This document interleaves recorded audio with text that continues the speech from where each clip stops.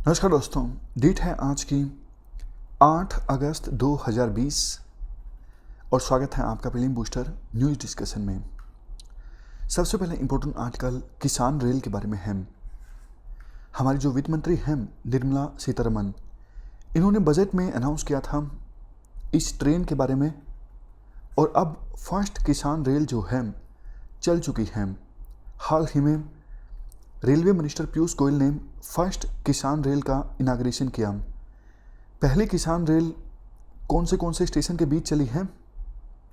महाराष्ट्र के देवलाली से लेके बिहार के दानापुर रेलवे स्टेशन के बीच। अब क्वेश्चन उठता है कि किसान रेल का काम क्या होगा, स्पेशली क्यों चलाई गई है किसान रेल? क्या ये किसानों को लेके जाएगी एक स्थान से दूसरे स्थान पर?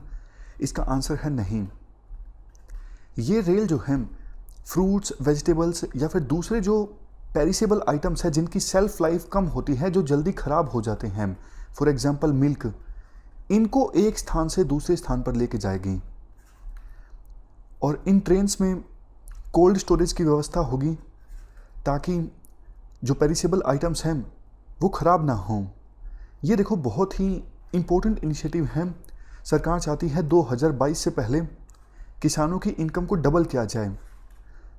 तो फ़ायदा इसका ये होगा, अभी तो ये सिर्फ पहली ट्रेन चलाई गई है, देश के और भी इलाकों में ऐसी ट्रेन चलेंगी तो किसान अपनी फसल उस मार्केट में भेज सकेंगे जहां उनको उनकी फसलों के उचित दाम मिलेंगे। मतलब कनेक्टिविटी काफ़ी ज़्यादा आसान हो जाएगी फसलों को, पेरिसेबल आइटम्स को एक स्थान से दूसरे स्थान पर पहुंचाने के लिए। सरकार अभी इस रेल की काफ़ी पब्लिसिटी कर रही है। लोकल फार्मर्स को, लोडर्स को, इंडिविजुअल्स को, even agriculture produce market committees में भी इन रेल्स के बारे में बताया जा रहा है, ताकि अब मान लीजिए देखो कई बार ऐसा होता है, किसान छोटा है, उसका पास इतनी फसल नहीं है कि वो इस रेल में अपनी फसल को बुक कर सके दूसरे स्थान पर भेजने के लिए। तो काफ़ी सारे जो लोकल ट्रेडर हैं वो एक साथ मिल के अपने सामान को भेज सकते हैं दूसरी जगह पर। तो ये हमने आर्टिकल डिस्कस किया। बाकी थोड़ी सी ये इन्फॉर्मेशन भी है कि वीकली बेसिस पे चलेगी और अगर अच्छा रिजल्ट आया तो मॉडिफिकेशन के बाद सरकार रेगुलर भी चलाएगी और देश के दूसरे इलाकों में भी चलाएगी। चलते हैं आगे। नेक्स्ट आर्टिकल अवनींद्रनाथ टैगोर के बारे में है। क्या कंटेस्ट है? National gallery of modern art ने डिसाइड किया है अवनींद्रनाथ टैगोर के 150वीं बर्थ एनिवर्सरी के मौके पर एक वर्चुअल टूर ऑर्गेनाइज किया जाए। देखो ये जो अवनींद्रनाथ टैगोर थे ये रविंद्रनाथ टैगोर के भतीजे थे। ये one of most prominent artist थे बंगाल स्कूल ऑफ आर्ट के। इनकी फेमस पेंटिंग्स की अगर हम बात करें, ये इनकी फेमस पेंटिंग्स हैं। नाम इस प्रकार से हैं, भारत माता, ये बीच में जो पेंटिंग है ये भारत माता पेंटिंग है। इसके अलावा the passing of Shah Jahan, Shah Jahan जब मरने वाले थे तो उससे संबंधित ये पेंटिंग है, passing of Shah Jahan. Next fairyland illustration, यहाँ पर देखिए ये जो पेंटिंग है ये है फेरीलैंड इलुस्ट्रेशन। उसके बाद माई मदर, ये नीचे वाली जो पेंटिंग है ये है माई मदर पेंटिंग। और लास्ट में बच गई एक, ये पेंटिंग है लास्ट जर्नी। तो ये कुछ फेमस पेंटिंग्स हैं अवनींद्रनाथ टैगोर की। इसके अलावा देखो इन्होंने लिटरेचर से संबंधित भी काफ़ी कुछ लिखा है और ज़्यादातर इन्होंने जो बुक्स लिखी हैं वो बच्चों के लिए लिखी हैं, जैसे बूढ़ो एंगला, खिरेर पुटुल, राज कहानी। ये बुक्स इन्होंने लिखी हैं बच्चों के लिए बंगाली में। थोड़ी और इन्फॉर्मेशन, स्वदेशी मूवमेंट देखो हमारे देश में स्टार्ट हुई थी बंगाल विभाजन से पहले। तो ये फर्स्ट मेजर स्पोर्टर थे जिन्होंने आह्वान किया था कि इंडियन आर्ट में भी स्वदेशी वैल्यूज़ को अपनाना ज़रूरी है। तो इनकी जो आर्ट है, इनके जो मेनली काम है पेंटिंग से संबंधित या फिर थोड़ी बहुत जो इन्होंने बुक्स लिखी वो हिंदू फिलोसफी के अराउंड घूमते हैं। मतलब इनके काम में फोकस जो है वो हिंदू फिलोसफी पे है। शुरुआत में इन्होंने Indian society of Orient art को क्रिएट किया था और बाद में इन्होंने बंगाल स्कूल ऑफ आर्ट को इस्टेब्लिश किया। इनका मानना था इंडियन आर्ट या फिर इंडियन आर्ट की कोई फॉर्म स्पिरिचुअलिटी यानी अध्यात्म पर ज़्यादा फोकस करती है, जबकि वेस्टर्न कंट्रीज़ की जो आर्ट है वो मेटेरियलिज्म पे ज़्यादा फोकस करती है, मतलब भौतिक सुख पर ज़्यादा फोकस करती है। उनका जो आइडिया था मुग़ल और राजपूत पेंटिंग्स को मॉडर्नाइज करने का, इसी आइडिया से बाद में इनके बंगाल स्कूल ऑफ आर्ट में मॉडर्न इंडियन पेंटिंग्स का आइडिया इमर्ज होके आया और मॉडर्न इंडियन पेंटिंग्स बनने लगी। इन्होंने अपने बाद वाले काम में चाइनीज़ और जापानीज़ कैलीग्राफिक ट्रेडिशंस को भी इंटीग्रेट किया। कैलीग्राफी का मतलब होता है डेकोरेटिव हैंडराइटिंग, तो इन्होंने अपने काम में जापानीज़ और चाइनीज़ कैलीग्राफिक ट्रेडिशन को शामिल किया। अब लास्ट में देखो national gallery of modern art के बारे में भी हम थोड़ा सा डिस्कस कर लेते हैं, जिसने वर्चुअल टूर ऑर्गेनाइज किया। इसको इस्टेब्लिश किया गया था 1954 में न्यू दिल्ली में जयपुर हाउस में। किसके द्वारा इसे रन या फिर एडमिनिस्टर किया जाता है? इसे रन किया जाता है मिनिस्ट्री ऑफ कल्चर के द्वारा एज ए सबऑर्डिनेट ऑफिस। काम इस गैलरी का ये है 1850 के बाद से ही हमारी जो मॉडर्न आर्ट है उसे एक्वायर करना और उसे प्रिजर्व करना। तो ये हमने आर्टिकल डिस्कस किया। अभिनंद्रनाथ टैगोर के बारे में चलते हैं आगे। इसके बाद हमारा नेक्स्ट आर्टिकल विद्यार्थी विज्ञान मंथन के बारे में है। क्या कंटेस्ट है? Union health and family welfare minister doctor Harshvardhan ने ये इनिशिएटिव लॉन्च किया, विद्यार्थी विज्ञान मंथन 2020-21। ऑब्जेक्टिव क्या है इस इनिशिएटिव को लॉन्च करने का? ये देखो एक नेशनल प्रोग्राम है, 6ठी से लेके 11वीं क्लास के बच्चों में साइंस को लोकप्रिय बनाने के लिए। फिर से बोलता हूँ, 6th से लेके 11th क्लास के जो बच्चे हैं, स्कूल स्टूडेंट्स हैं, उनमें साइंस की लोकप्रियता बढ़े, वो साइंस की तरफ अट्रैक्ट हों, ये सुनिश्चित करने के लिए इनिशिएटिव लॉन्च किया गया है विद्यार्थी विज्ञान मंथन। मकसद इस इनिशिएटिव का ये भी है, जो ब्राइट माइंड्स हैं, जिनके अंदर साइंटिफिक एप्टीट्यूड है, और ये सब कैसे इंश्योर किया जाता है?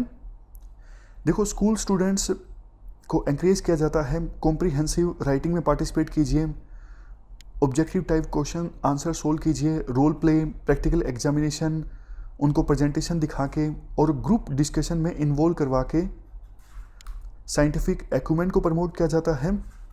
साइंस के प्रति बच्चों का जो झुकाव है उसे इंक्रीज किया जाता है।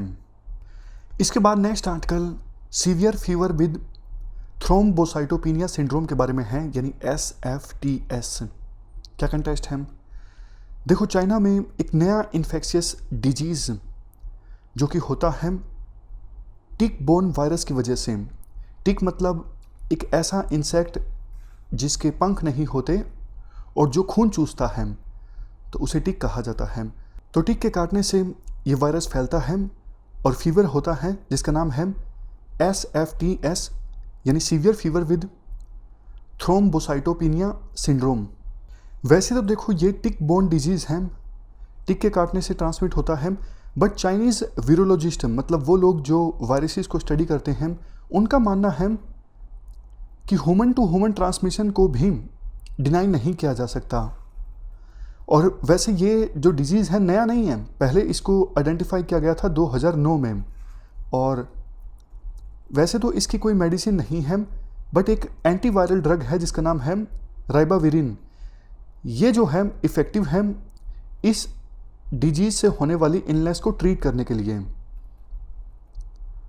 सिम्टम्स की बात करें, तेज़ बुखार होता है, ठंड लगती है, भूख नहीं लगती, गैस्ट्रो इंटेस्टिनल सिम्टम्स मतलब पेट या फिर इंटेस्टाइन से संबंधित प्रॉब्लम्स, उसके बाद न्यूरोलॉजिकल एबनॉर्मेलिटीज़ मतलब नर्वस सिस्टम से संबंधित असामान्यताएं, और उसके बाद थ्रोम्बोसाइटोपिनिया जो वर्ड नाम में है, इसका मतलब होता है प्लेटलेट्स की संख्या एकदम से बहुत ज़्यादा कम हो जाती है। इसके बाद ल्यूकोसाइटोपिनिया, इसमें क्या होता है WBC यानी वाइट ब्लड सेल्स की संख्या बहुत कम हो जाती है। रिस्क फैक्टर मतलब अगर बुखार बढ़ जाता है, डिजीज़ बढ़ जाता है, तो देखो और भी ज़्यादा दिक्कत हो जाती है, बॉडी में मल्टी ऑर्गन फेलियर हो सकता है, हीमोरेजिक मैनिफेस्टेशन देखने को मिल सकता है। हीमोरेजिक का क्या मतलब होता है? जब देखो ब्लड वेसल के फटने से एकदम से खून निकलने लगता है तेजी से, तो उसे कहा जाता है हीमोरेज। और सबसे लास्ट में appearance of central nervous system symptoms.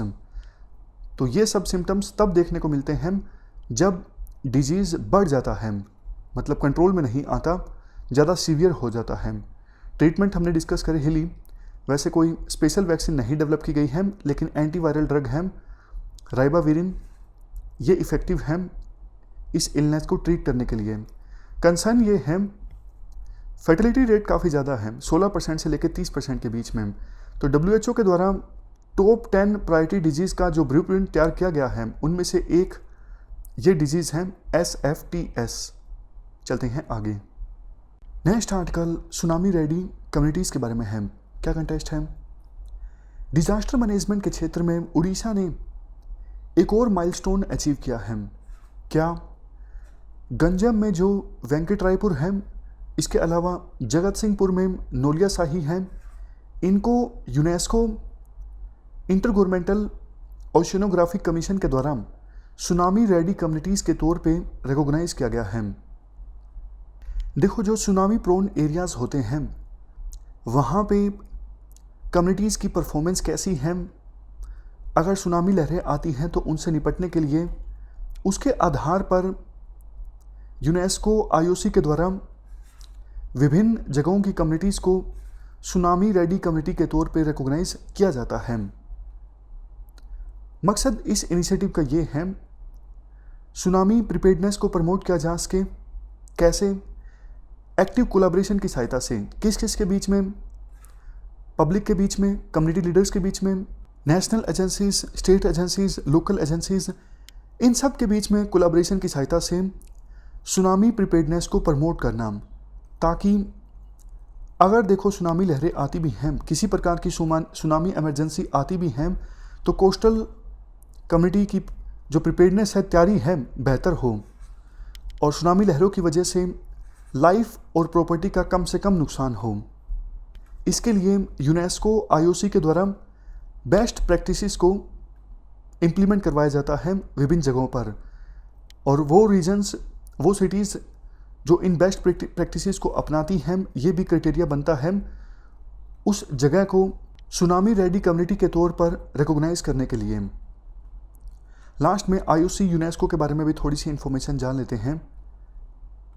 इसको इस्टेब्लिश किया गया था 1960 में, और ये बॉडी यूनेस्को के अंतर्गत ही काम करती है, लेकिन ऑटोनमी हासिल है। यहाँ पर देखो फंक्शनल ऑटोनमी हासिल है इस बॉडी को, और यूनेस्को के अंतर्गत काम करती है।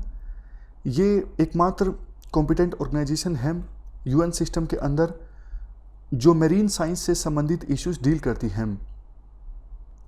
पर्पस इस ऑर्गेनाइजेशन को इस्टेब्लिश करने का ये था विभिन्न देशों के बीच कोऑपरेशन प्रमोट करना, कोऑर्डिनेशन प्रमोट करना, ताकि कोस्टल एरियाज़, ओशंस, इनके रिसोर्सेज जो हैं या फिर इनसे संबंधित इंफॉर्मेशन जो है वो आपस में शेयर की जा सके। ओशन रिसोर्सेज या फिर कोस्टल एरियाज़ के बारे में ज़्यादा रिसर्च हो, कैपेसिटी बिल्डिंग हो, नॉलेज इम्प्रूवमेंट हो, यहाँ पे सस्टेनेबल डेवलपमेंट हो, मरीन इन्वायरमेंट को प्रोटेक्शन हो। तो इन सब चीज़ों को इंश्योर करने के लिए ये बॉडी इस्टेब्लिश की गई थी। अब लास्ट में रिवाइज कर लेते हैं आज हमने क्या क्या डिस्कस किया। 4 स्टेटमेंट्स हैं, आप मन में सोच लीजिए कौन सी स्टेटमेंट आपके हिसाब से सही है, कौन सी गलत है। पहली स्टेटमेंट देखो सही है। विद्यार्थी विज्ञान मंथन के बारे में हमने डिस्कस किया। नेशनल प्रोग्राम है 6ठी क्लास से 11वीं क्लास तक के स्कूल स्टूडेंट्स के बीच साइंस को पॉपुलराइज करने के लिए, लोकप्रिय बनाने के लिए। दूसरी statement, Shiva drinking world poison, ये फेमस पेंटिंग है अवनींद्र नाथ टैगोर की। गलत स्टेटमेंट, ये पेंटिंग जो है ये नंदलाल बोस ने बनाई थी,